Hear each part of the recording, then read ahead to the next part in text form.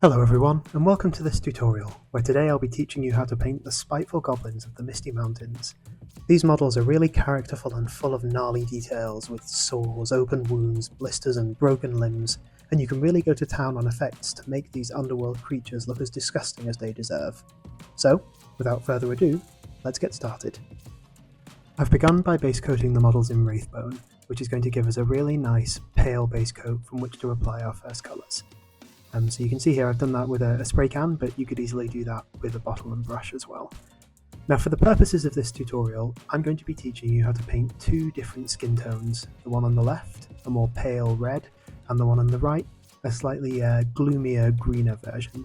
However, both of these start from exactly the same place, which is a base coat of Rakarth flesh, and we're going to apply that all over the models evenly, which is going to give us a lovely base coat to then shade down with various washes and inks. So, just work your way slowly and carefully around the model, applying a nice smooth base coat of Rakarth flesh. It doesn't really matter if you get over any of the ropes or the fabrics at this point, although for some of them we will be painting them from a Wraithbone base coat, so it helps now to save a bit of time to be as neat as possible. Just work your way around the models, getting that Rakarth flesh all over the skin nice and neatly, and we'll be ready to begin shading down. For the first colour scheme, the greenier skin tone, we're going to begin by applying a mixture of equal parts Athonian camoshade and Lahmian medium. We're going to apply this all over the flesh evenly. These models don't have the greatest amount of detail. In some areas the sculpts are quite subtle, the detail is quite so refined, and so things like washes will help us a lot to pick out that detail and to emphasise shades where it's not so clear on the sculpt itself. You can see here I've got a little bit too much, so I'm just going to use a clean brush to soak up that excess wash, because we want it to shade over the entire skin and pour slightly in the shadows, but not too deeply. So just continue working your way around, and then for the second skin colour, we're going to do exactly the same principle, but with this time a wash of Carroburg crimson and Lahmian medium. And this is going to give us a lovely bruised red sore base coat from which to begin this skin tone. Apply it in exactly the same manner, working your way slowly and carefully around the entire model. With the two shades dried, you can already see what a difference that's made to the same Rakarth flesh base coat. We're now going to begin to highlight up the skin, and from this point on, it's exactly the same principle for both colour schemes, so I'm going to do this just with the goblin on the left, but the same principle applies for the green colour scheme as well. We're going to begin by returning to Rakarth flesh, and layering this back over the skin, leaving the Carroburg crimson, or the Athonian camoshade, only in the darkest areas, or where we want shade to particularly remain. This is going to provide us with a nice smooth base coat from which to start applying further highlights.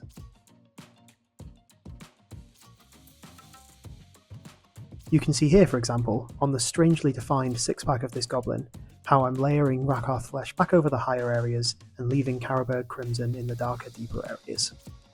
And with that Rakarth flesh dried, you can really see that the shading has been knocked back, but each of the two skin tones still have their distinctive red and green feel to them. From this point, we're going to continue highlighting the skin. The next paint we're going to turn to is Ionrach skin, which is a lovely sickly green flesh tone. We're going to apply this in a very similar way to the Rakarth flesh, but being slightly thinner with our highlights, leaving a little bit of the Rakarth flesh from the previous layer showing.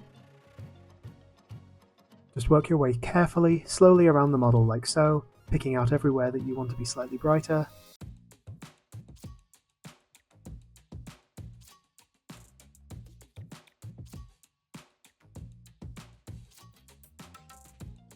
You can see here on the face, for example, I'm picking out the bridge of the nose, around the eyes, really beginning to define these facial features slightly more.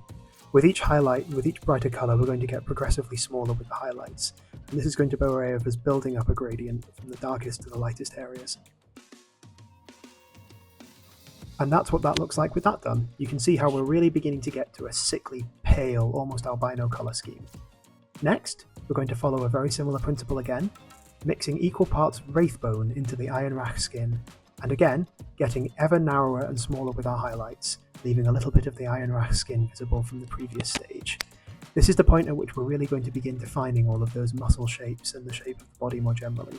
So you can see there, around the pectoral, I'm defining the outer edge, but leaving quite a lot of the Ionrach skin visible around the abs, and around the sides of the body, beginning to pick out only the highest or most defined areas of muscle.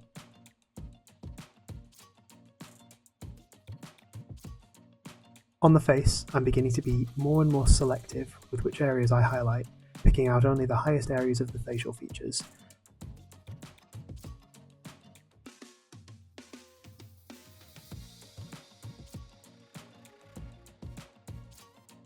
Our final layer highlight is going to be pure Wraithbone, and we're just going to go around and paint this on any of the highest areas, the very highest tips of the muscles, the facial features. We're being incredibly selective at this point and really just picking the most prominent areas to highlight.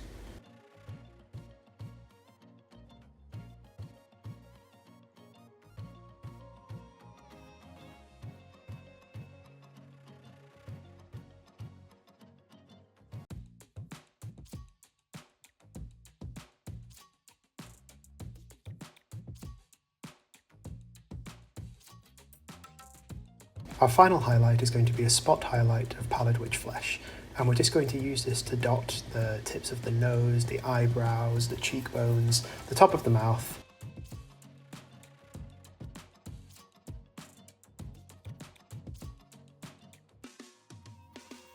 We're going to go around and pick out the highest points of the calves, the elbows, the knees, and also any boils and sores.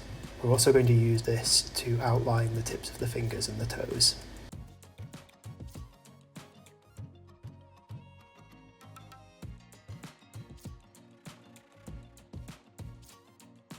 And with the skin finished, we're ready to move on to finer details. We're going to paint the eye sockets with Abaddon black.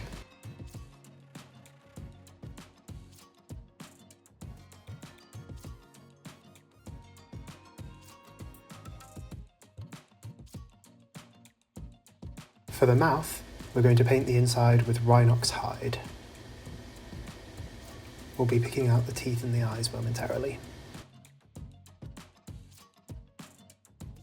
For the eyeballs themselves, we're going to paint them with Averland Sunset. Use a small brush and a very steady hand here.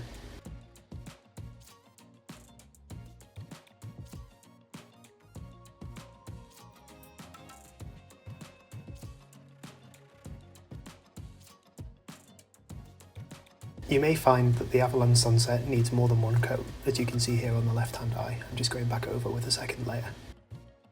Then, with thinned down Abaddon black, we're just going to pick out the eyeballs. A good technique I always find when trying to paint eyes is to hold my breath while doing so. I find that gives me a much steadier hand. Finally, with white scar, we're just going to dot in the teeth. And with that, the face is finished. And so there we are, our two skin colours complete, and we can move on to possibly the most fun part of the model, which is picking out all of the boils, sores and the painful areas of flesh. To do this, we're going to dilute Carroburg Crimson with equal parts Lahmian Medium, and we're just going to run this around any of the boils, the spots, anywhere we want the flesh to look slightly sore, open or weeping.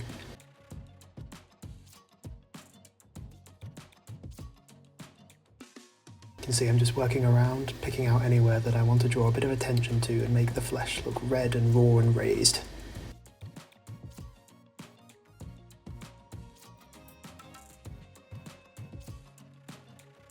Turning to the other goblin, you can also see that he has a slightly deformed hand, and I'm going to use the same mixture of Carroburg Crimson and Lahmian Medium just to paint this. You can do this on any of the goblins where the limbs are either diseased or broken or otherwise ravaged, and it just lends a really interesting bit of visual texture to the models and makes them look further injured and like they live in a cramped subterranean dwelling.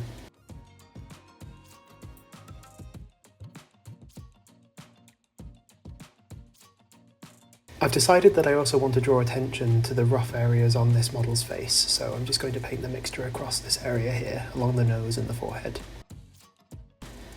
Then, using Screaming Skull, I'm just going to go in and dot the tops of the boils and sores, as if they're full of pus and waiting to explode.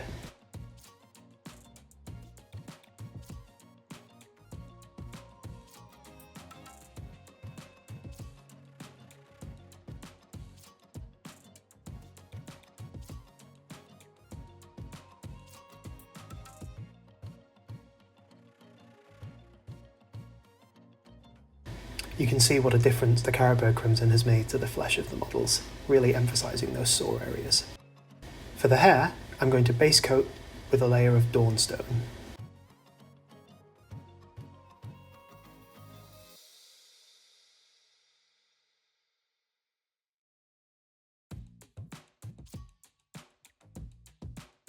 I'm then going to add in an equal part of Ulthuan Grey, and I'm going to run this across the tops of any strands of hair, leaving Dawnstone in the deepest recesses.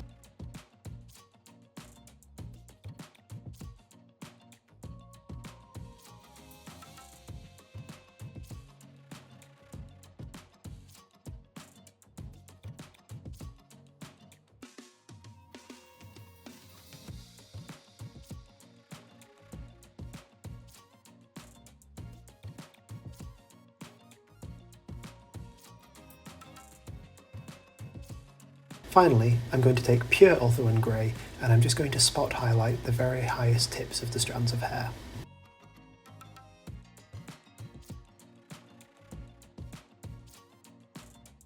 For the fingernails and toenails, I'm going to begin by base coating them with Black Legion contrast paint.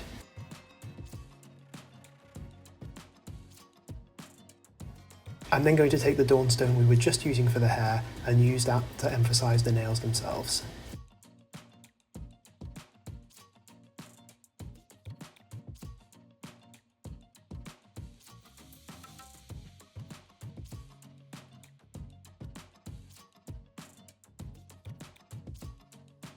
And with that done, the skin of the models is complete, as is indeed the majority of the models themselves, and you can see what a really amazing effect it is for very little effort. Now we can move on to the fabrics. You can see here that I've re-base coated one or two areas with Wraithbone, ready to receive a contrast paint. For the majority of the fabrics, the loincloths, etc., we're going to begin by base coating them with Dryad bark. Be very careful here, as Dryad bark is quite a dark paint, and we don't want to go back over areas we've already painted for the skin, because it's going to be a lot harder to repaint those light areas over a dark colour.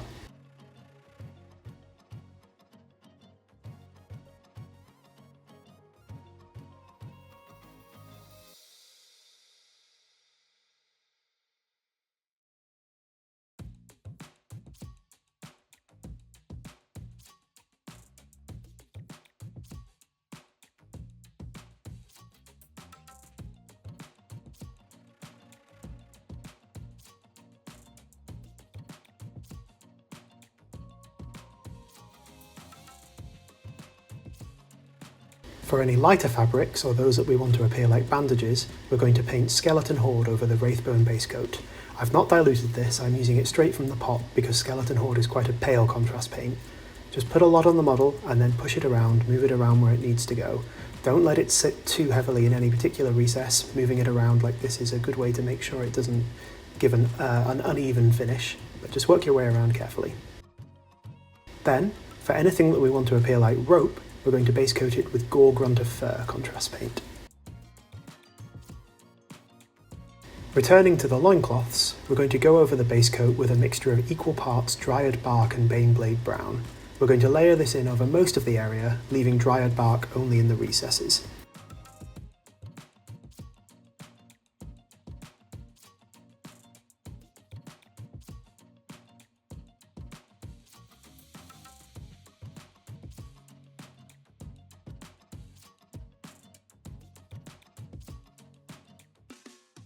We're then going to take pure Baneblade brown, and we're going to do some edge highlights along the areas we've just indicated. These are going to be a lot thinner and just in the centre or the edges of the areas we painted with the mixture of 50-50 Dryad bark and Baneblade brown.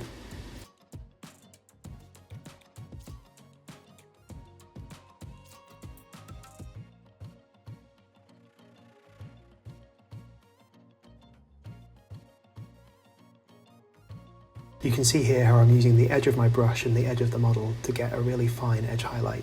You can really let edges of the model like this do a lot of the work for you when you're edge highlighting. Finally, we're going to take Rakarth flesh and put spot highlights on the very highest and most prominent areas of the fabric. This Dryad bark, Baneblade brown, Rakarth flesh trio is a really lovely set of colours for painting dark brown fabric. I tend to use it quite a lot across my models, across all the various games. For the bandage areas, we're going to return to Wraithbone, and we're going to edge highlight back up, leaving skeleton horde only in the recesses.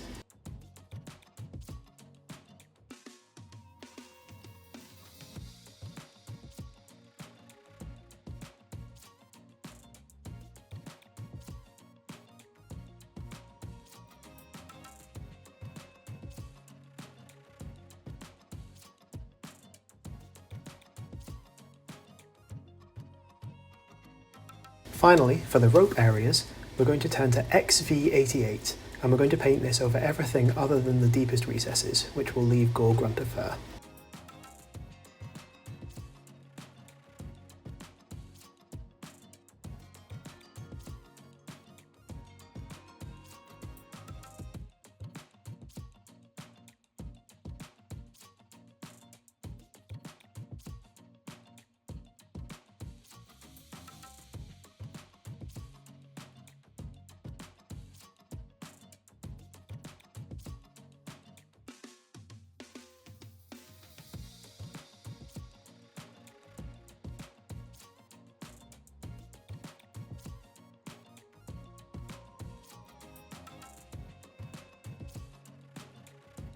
We're then going to mix in equal parts of Wraithbone to the XV88 we've just used, and we're going to do a smaller edge highlight, a spot highlight on the most prominent folds, knots, most highest areas of the rope.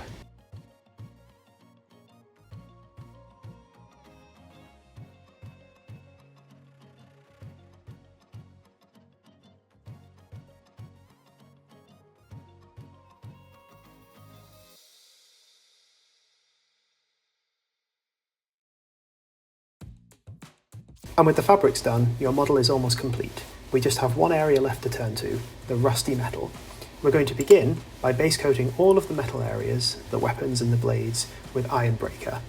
Now you may find, even though this is quite a dark paint and Wraithbone is quite a light base coat, you need more than one coat to cover it evenly. Just do that, just thin the paint down, and always better to apply more than one thin coat than one thick undiluted coat. Once the Ironbreaker is dry, we're going to apply a layer of Garraghak sewer contrast paint over the metals. Those of you who've seen some of my other videos may know that I really love this as a way of painting rusty, oily, dirty metal. It just goes over metal paint so nicely, it runs exactly where it needs to go, and it leaves this oily, smoky brown finish. Just work your way around carefully, again avoiding any of the skin or lighter areas you've already painted.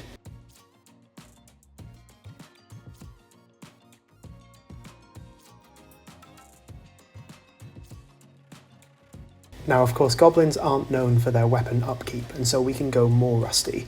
We're going to dilute some Skrag brown just with water, and we're going to run that into any of the most deep crevices, the areas between the blades and hilts, any particularly prominent pits.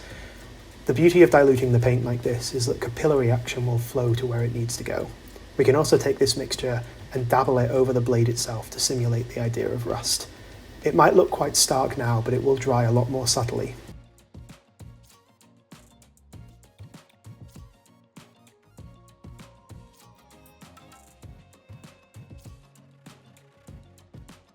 And finally, with the Skrag brown dried, we're going to edge highlight Stormhost silver over the edges of the blades, indicating areas where through wear or through use the rust has chipped away, leaving the original bright metal beneath.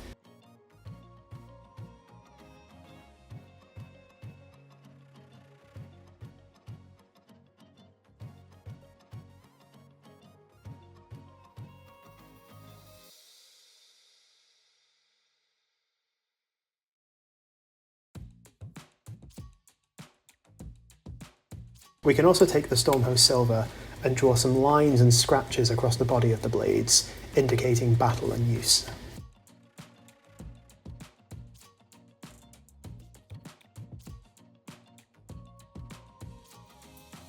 And with that done, all that's left is to base our models. We're going to begin by covering the entire base with a layer of Astrogranite technical paint, being very careful not to get this over the feet.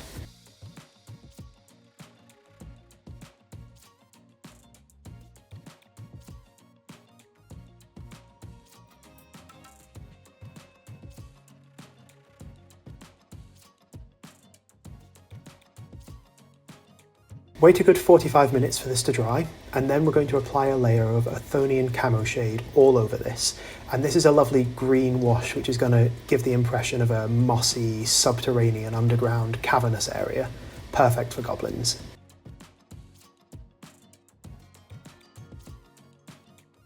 Again, giving this a good length of time to dry fully, we're then going to dry brush over all of the base with Ulthuan Grey.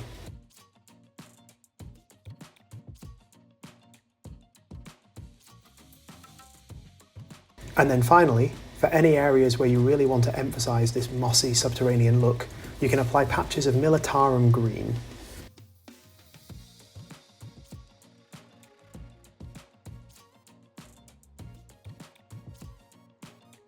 All that's left to do now is paint the rims of the bases, and your goblins are complete. And there we are, your finished Misty Mountain goblins, ready to pounce upon any unwary dwarven adventurers who might delve too deeply into their caverns. I really hope you enjoyed this video. These models are a lot of fun to paint, and the techniques I've used here can be applicable across a wide range of models.